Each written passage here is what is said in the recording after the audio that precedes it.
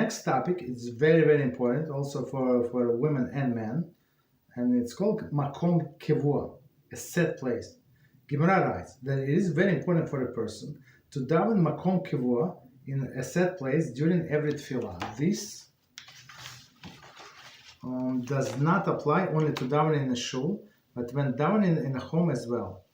The Rishonim explain that when people daven in a different place than that they are accustomed to, it is more difficult to maintain proper concentration, since the new surroundings might distract them. Okay, so that's one of the explanations. It's very interesting. So it's proper for men and women to have their proper place, set place for prayers. Whether you're in shul, so wherever you can go to 10 different shuls, not recommended, but let's say you're such a person, don't marry such a person. But by the way, people who cannot commit, that's problem, right? But let's say that this person goes to 2 or 3 different shuls, which is possible. It's convenient for him to pray, let's say, in the morning with this because of the time, because has to be early on his work, possible. Mincha, he would pray in a shul, let's say, next to his job, right? And in Marif, like in 3rd location, which is possible, or same location in the morning, and on Shabbos he would go to a different place. I mean, you can have 2 or 3 shuls, and it's like not too much, but more than that is something is wrong. So in every place, a person have to have like one set place. So you just ask somebody sitting here, not sitting here, not to take somebody else's seat, but otherwise, like it must be your seat. So come early, so nobody sits on your seat, right? And same in your house. So wherever you have to designate one place, whatever is, it does not make any difference. Whatever you feel comfortable, and you should not move from that place at the same. I mean, I think they're going to discuss. I'm not sure. I don't see it, but some say 4 amos. So what is 4 amos? Approximately 8 feet. Less than 8 feet. It's like in the meters. It's 1 meter 90 centimeters, something like that. I don't know, something like that. Okay, so I mean, if somebody is sitting in your place, don't start fight. You can move a little, but sit there. Sit as close as possible, basically. Okay. So an explanation that he gives. So the person when a person accustomed to some things, so they do not pay attention. Right? They do not pay attention. That's it. So if they do not pay attention to surrounding, okay, that's good. They can concentrate on their prayers. That's very positive. Okay. Now, if they move to another place, they would would not be able to concentrate as good. Continue. That's according to the first opinion. Therefore, when choosing a place at home to be your Makom Kavua, or somebody has to pray in the office, well, so pick one place and always pray there. He should be sure to choose a place that is conducive to concentration. Even if the quietest place for a person is daven is a bedroom, then this is where she should daven. So if she's in the bedroom, okay, right? So she can close the door and daven there in her bedroom, no problem. Let her pray. Like any place where there's no distraction. So if a big family and she would sit in the middle of the living room, and everybody would come and ask her, where are my socks, where are my glasses, where are my keys, where are this, where that. I mean, that's not proper place to be, basically.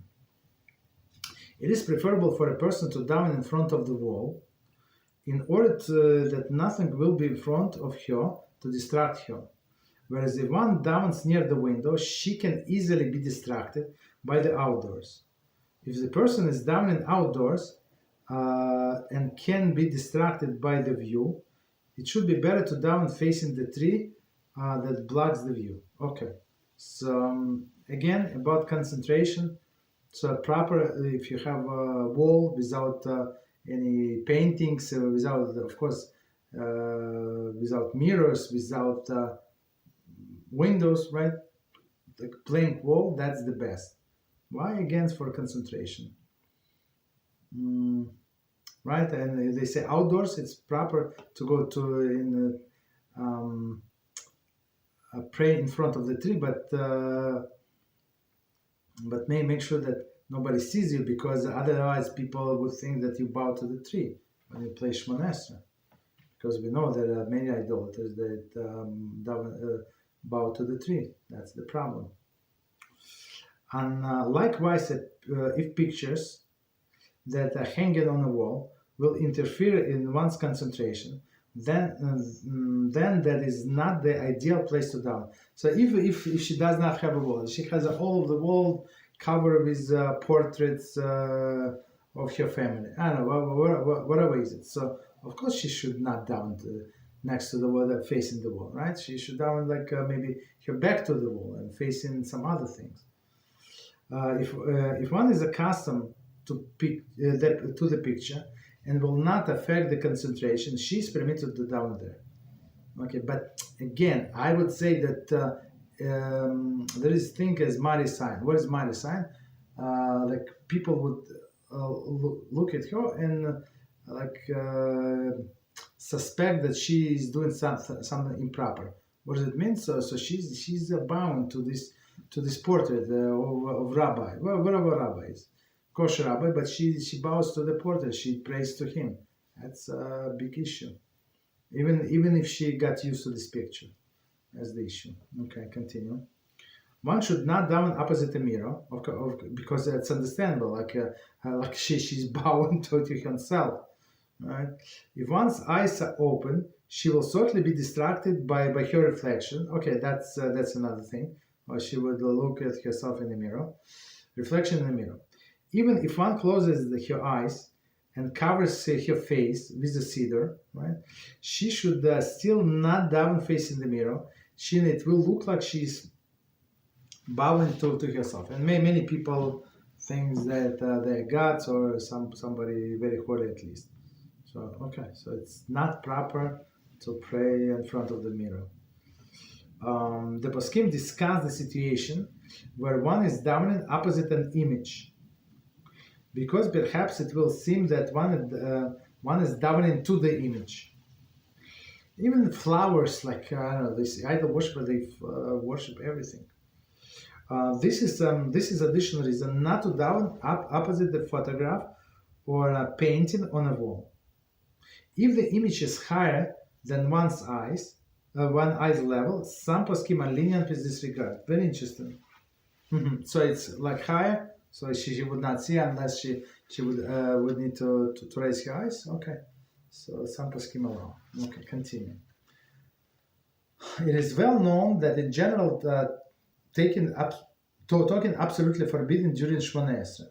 In addition, no type of gesture is permitted. One should certainly not respond to others while davening Shmoneh Esrei.